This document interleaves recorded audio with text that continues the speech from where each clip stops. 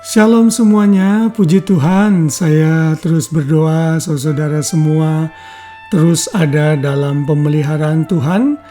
Kita bersyukur sudah memasuki hari Kamis pada tanggal 22 Februari 2024. Kita selalu bersyukur tentunya untuk pemeliharaan Tuhan dalam hidup kita hari demi hari.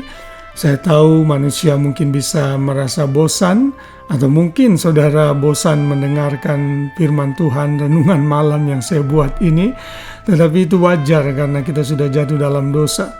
Namun sebagai manusia yang dewasa kita harus bisa mengatasi kejenuhan kita. Dan untuk belajar firman Tuhan, mendengar firman Tuhan, kita tidak boleh bosan-bosan. Karena firman Tuhan akan memberikan kita pengingat dan juga memberikan kita kekuatan sehingga kita bisa menjadi juga pribadi yang lebih baik lagi. Baik, hari ini dalam renungan malam kita diambil dari ayat hafalan kita yang tidak terlalu panjang, diambil dari kitab Mazmur pasal 95 ayat yang ke-6 yang berbunyi demikian. Masuklah, marilah kita sujud menyembah, berlutut di hadapan Tuhan yang menjadikan kita. Haleluya. Mazmur ini ditulis oleh Daud dan Mazmur ini memiliki referensi pada saat bangsa Israel berada di padang gurun. Dan Mazmur ini dikutip di dalam kitab Ibrani pasal 3 dan pasal 4. Dan Mazmur ini dipercaya ditulis pada saat bangsa Israel merayakan hari raya Tabernacle atau the Feast of Tabernacles or the Feast of Booths. Dalam upacara festival ini seluruh orang Israel yang tinggal di sekitar Israel atau di luar Israel harus datang dan mengunjungi Yerusalem. Nah, mereka tinggal di kemah-kemah pada saat itu untuk mengingat pemeliharaan Tuhan bagi mereka pada saat mereka di padang gurun. Dan kalau kita membaca pasal 96 ini dari ayat 1 sampai ayat 7 itu menggambarkan mereka harus menyembah Tuhan, datang kepada Tuhan, termasuk di dalam ayat yang kita baca pada hari ini. Lalu mulai dari ayat berikutnya sampai ayat 11 yang terakhir mengingatkan mereka agar mereka tidak memberontak dan bahayanya bila mereka mencobai Tuhan dan mengeraskan hati seperti yang terjadi di masa dan Meriba, di mana Tuhan pada saat itu marah sekali kepada mereka. Dan kita tahu orang Israel itu seringkali bersungut-sungut, komplain, menyalahkan Tuhan. Akhirnya mereka mau kembali lagi ke Mesir dan sebagainya, membuat Tuhan marah. Nah, Mazmur ini mengingatkan kepada mereka agar mereka tidak mengulangi dan melakukan kesalahan yang sama. Bukankah kita seperti itu seringkali?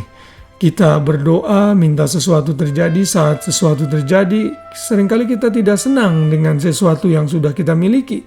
Kita mengingat lagi, oh seandainya ini tidak terjadi, oh saya menyesal dan lain sebagainya. Jangan terjerat ke dalam dosa yang sama seperti orang Israel. Dan Mazmur ini mengingatkan orang Israel dan kita semua agar bersyukur untuk pemeliharaan Tuhan.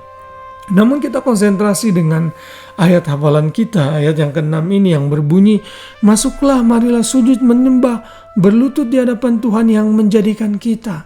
Ayat ini mengingatkan kita orang percaya untuk selalu memiliki hati seorang penyembah. Saat kita datang kepada Tuhan, kita berlutut di hadapan Tuhan, respect kepada Tuhan, menghormati Tuhan dan menghargai Tuhan.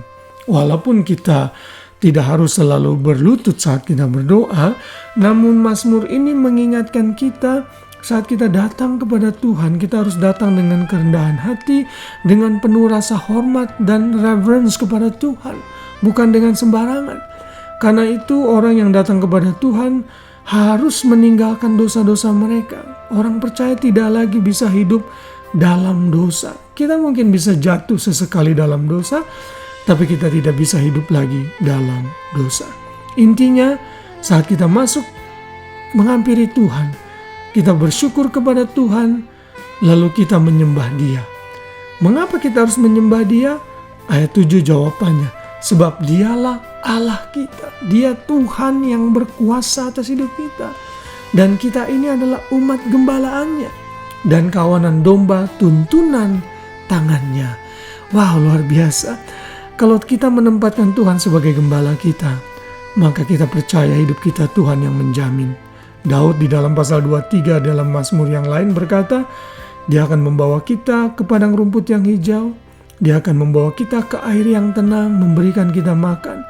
Gada dan tongkat Tuhan, disiplin Tuhan akan menuntun kita juga, sehingga kita menjadi pribadi yang selalu menyenangkan Tuhan.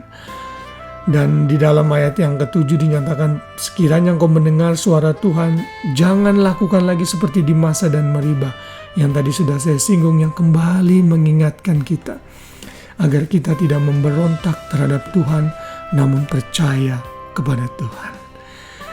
Sebelum kita tidur malam ini, mari kita mengkoreksi diri kita masing-masing agar kita tidak sering komplain, menggerutu kepada Tuhan seperti bangsa Israel pada waktu mereka ada di padang gurun sehingga mereka terkena berbagai macam tulah dan disiplin dari Tuhan. Namun sebaliknya, marilah kita terus datang, masuk ke dalam hadirat Tuhan, menyembah Tuhan, berlutut di hadapannya dengan hati yang penuh kerendahan dan juga respek kepada Tuhan. Kiranya firman Tuhan ini terus menjadi pengingat bagi kita sebelum kita beristirahat sepanjang malam. Ingat selalu, Tuhan penjaga Israel tidak pernah terlelap dan tidak pernah tertidur. Ia memberkati kita selama kita sedang tidur, dan besok kita bisa bangun dengan tubuh yang kuat untuk menjalankan tugas aktivitas kita dengan sukacita. Sekali lagi selamat malam, Tuhan memberkati kita semua. Biar damai Kristus memenuhi hati dan pikiran kita. Shalom.